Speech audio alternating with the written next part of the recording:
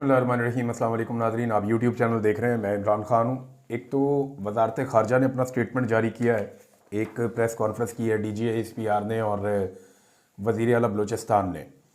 तो जो दफ्तर ख़ारजा का स्टेटमेंट है उसमें उन्होंने बड़ा कैटेगोरिकली ये कह दिया है कि अफ़गानिस्तान से राब्ते में थे जो दहशतगर्द मारे गए हैं। और पाकिस्तानी दफ्तर ख़ारजा का कहना है कि जाफ़र एक्सप्रेस पर होने वाले हमलों में मुलव्वस शिद्दत पसंदों के अफ़गानिस्तान में टेलीफोनिक कॉलें करने के सबूत मिले हैं और मज़ीद शवाहिद इकट्ठे किए जा रहे हैं। अब ये अफ़गानिस्तान के साथ जोड़ा है, लेकिन DGISPR ने एक स्टेप और आगे गए हैं और उन्होंने कहा जी कि जाफ़र एक्सप्रेस हमले का जो मरकज़ी स्पॉन्सर है वो भारत है। बलूचिस्तान में जाफ़र एक्सप्रेस ट्रेन हमले पर DGISPR जनरल अहमद शरीफ चौधरी ने वज़ीर आला बलूचिस्तान सरफराज बुगटी के साथ एक प्रेस कॉन्फ्रेंस की मिलकर, और इन्होंने कुछ तफसीलात पेश की और बताया कि ये ऑपरेशन हुआ कैसे।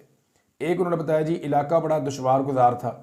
वो दहशतगर्दों ने, आपको पता है मैं पहले भी आपको ये कह रहा था कि उन्होंने जानबूझकर ऐसा इलाका चुना जहाँ पे सिक्योरिटी फोर्सेज के आने में और उनके ऑपरेशन करने में उनको दिक्कत पेश आए। दहशतगर्दों ने इंतहाई मुनज़्ज़म कार्रवाई की और इंतहाई दुशवार गुजार रास्ते का इंतखाब किया और FC चेक पोस्ट पर भी हमला किया गया, जबकि ट्रेन पर हमले के बाद मुसाफिरों को उतार कर टोलियों में तकसीम किया और भारतीय मीडिया पूरे वाक़े की मिस रिपोर्टिंग करता रहा। वो वीडियोज़ भी इन्होंने पेश की कि भारतीय मीडिया ने कैसे इसको मिस रिपोर्ट किया। मेरे ख्याल में इतनी इंपॉर्टेंस देनी नहीं चाहिए। जब भारत में कोई वाक़या होता है तो पाकिस्तान का मीडिया भी जिस तरह पाकिस्तान की रियासत के मफाद में होता है वैसे रिपोर्ट करता है। तो जब भारत किसी वाक़े को रिपोर्ट करेगा तो वो अपने अंदाज में रिपोर्ट करेगा। दूसरी बात यह है कि भारत ने सिर्फ पाकिस्तानी हुकूमत से मौक़िफ़ तो लेना नहीं है, उसने तो जो शिद्दत पसंद है, दहशतगर्द हैं, उनसे भी मौक़िफ़ लेना है। और पाकिस्तान के अंदर अगर हालात ख़राब होते हैं तो भारत और भारतीय मीडिया तो खुश होगा। तो उन्होंने बताया कि बार बार इंडियन मीडिया चैनल पे कुछ वीडियोज़ ऐसी दिखाई गई जो दहशतगर्द तंजीम की जानिब से शेयर की गई। कुछ पुरानी वीडियोज़ भी दिखाई गई।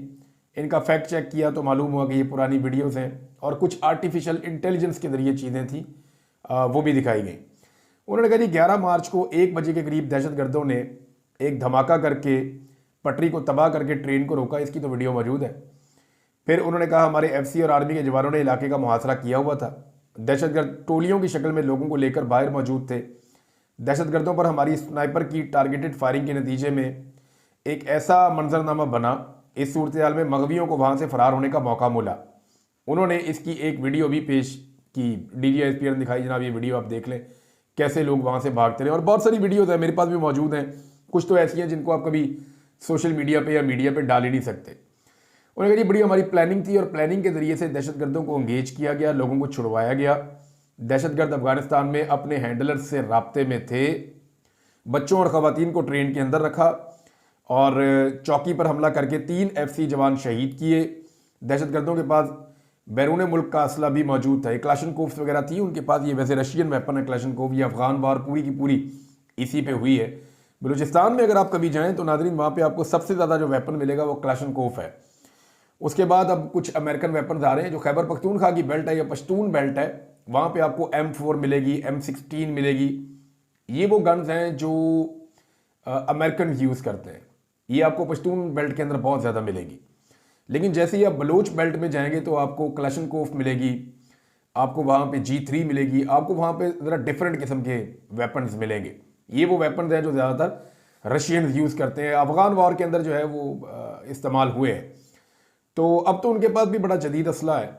यहाँ पे जो बलोच शिद्दत पसंद हैं उनके पास भी बहुत जदीद, पहाड़ पे बैठे उनके स्नाइपर की जानिब से ज़रार कंपनी पर एक फायर आया। हमारा एक नौजवान इससे भी ज़ख्मी हो गया। उन्होंने ये भी कहा। फिर उन्होंने कहा कि ट्रेन ड्राइवर समेत बच जाने वाले मुसाफिरों के वीडियो बयानात भी उन्होंने पेश किए। फिर उन्होंने ये बताया कि किस तरीके से ऑपरेशन होता रहा, कितने घंटे ऑपरेशन चलता रहा। मैंने आपको बताया था कि ये पाकिस्तानी फोर्सेस की तारीख का सबसे मुश्किल ऑपरेशन है। आज भी जो सवाल किया गया कि ये बंदे गए किधर, यानी 440 की तादाद में बताया जाता है ट्रेन में बंदे थे, 300 के करीब बताया जाता है कि रेस्क्यू किए गए हैं। तो बाकी लोग कहाँ गए? जो शहीद हुए हैं उनकी तादाद हुकूमत जो है वो 30 तक भी नहीं बताती, उससे कम बताती है। तो ये सवाल पूछा गया तो इस पर वहाँ पे सरफराज बुगटी साहब ने कहा जी देखें मामला ये हो सकता है कई लोग ट्रेन पे गए ही ना हो सकता है कई लोग कहीं उतर गए हों, हो सकता है कई लोग भागे हों जो अभी तक मिल ही नहीं रहे, और हो सकता है कुछ लोग जो हैं वो अभी तक यरगमाली हों या उनको लेकर वो साथ चले गए हों।